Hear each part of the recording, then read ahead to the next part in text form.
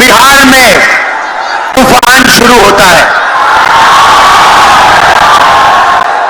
यहां से तूफान बाकी प्रदेशों में जाता है।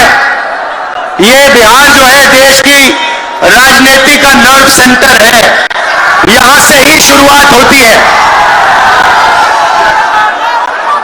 आज देश में विचारधारा की लड़ाई है। एक तरफ नफरत, हिंसा, अहंकार और दूसरी तरफ मोहब्बत, भाईचारा और एक दूसरे की इज्जत।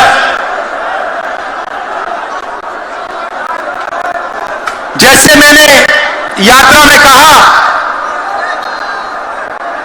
अगर आप गठबंधन को समझना चाहते हो, एक लाइन में समझा जा सकता है, नफरत के बाजार में मोहब्बत की दुकान खोलते हैं आप।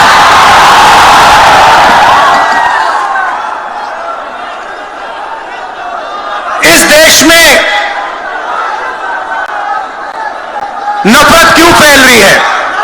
यह नफरत का देश नहीं है, आप सब जानते हो। आपके दिल में, हिंदुस्तान के नागरिकों के दिल में नफरत नहीं है, मोहब्बत है, प्यार है, एक दूसरे का आदर है। तो सवाल उठता है कि इस देश में नफरत क्यों फैल रही है? भाई और बहनों, नफरत का सबसे बड़ा कारण देश में अन्याय है। अन्याय, युवाओं के खिलाफ अन्याय, आप सबके खिलाफ अन्याय, किसानों के खिलाफ अन्याय, सामाजिक अन्याय, आर्थिक अन्याय। प्रधानमंत्री जी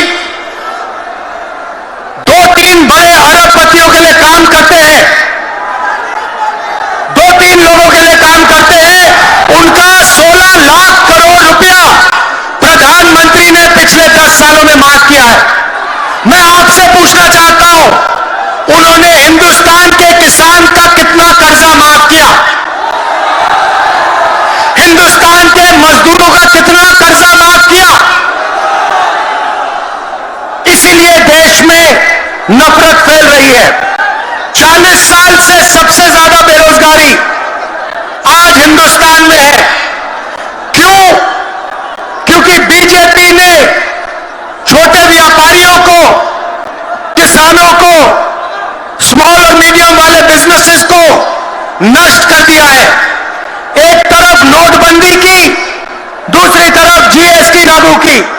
नतीजा यह हुआ, जो लोग इस देश को रोजगार देते हैं, छोटे बिजनेस वाले, स्मॉल और मीडियम बिजनेस वाले, उन सब का काम बंद हो गया।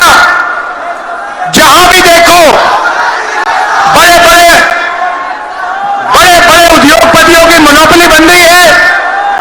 एक उद्योगपति के हाथ में हिंदुस्तान के सारे पोर्ट, एयरपोर्ट, इंफ्रास्ट्रक्चर, डिफेंस की इंडस्ट्री, सारी की सारी नरेंद्र मोदी जी ने एक उद्योगपति को पकड़ा दी। आप लोगों के लिए इस देश में कुछ नहीं बचा है। मैं आपसे सवाल पूछना चाहता हूं, इस देश में पिछड़ी जात के कितने लोग हैं? कितनी आबादी है पिछड़ी जात की? 50%। 50%। दलितों की कितनी आबादी है? 15%। आदिवासियों की कितनी आबादी है? 8%। कितनी बनती है भाई? कितनी होती है? 73%। अब देखिए, 73% में से हिंदुस्तान की सबसे बड़ी कंपनियों में उनकी मालिकों की लिस्ट निकालिए, आपको एक व्यक्ति नहीं मिलेगा 73% वाला। उसके बाद मीडिया के मालिकों की लिस्ट निकालिए,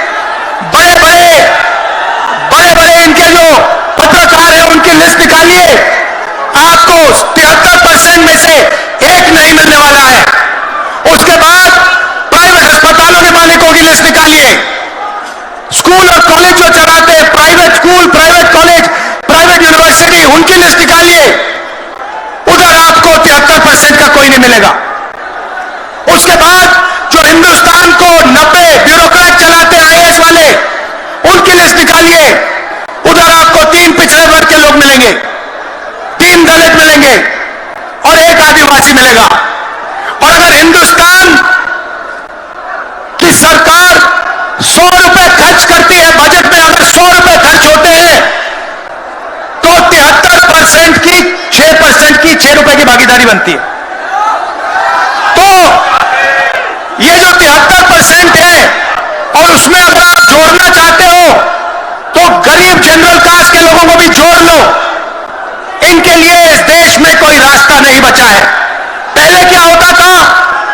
पहले पब्लिक सेक्टर होता था, उसमें गरीबों को रास्ता मिलता था, नौकरी मिल जाती थी, सरकार में रोजगार मिल जाता था, जैसे बिहार में तेजस्वी जी ने किया, जैसे छत्तीसगढ़ में हमने किया, कर्नाटक में, तेलंगाना में हम कर रहे हैं।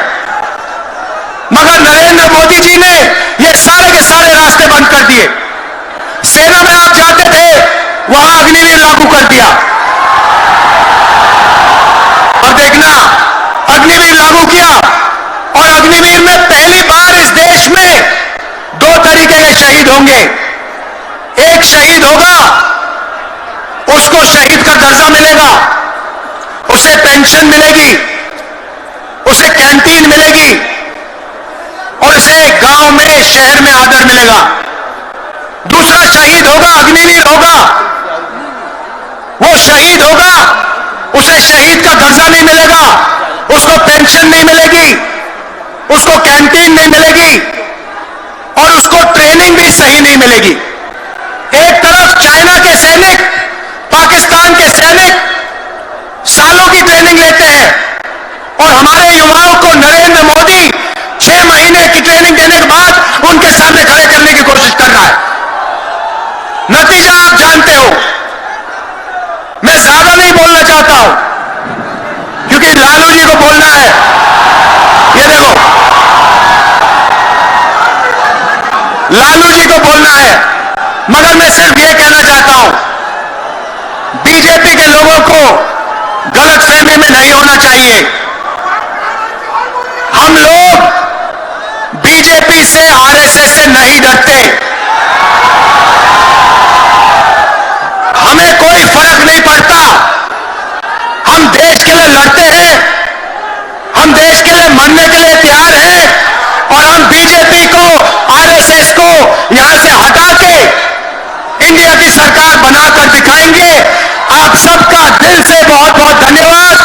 नमस्कार, जय हिंद। देशवा न्यूज पर वीडियो देखने के लिए लाइक करें, सब्सक्राइब करें, साथ ही बेल आइकन दबाना न भूलें।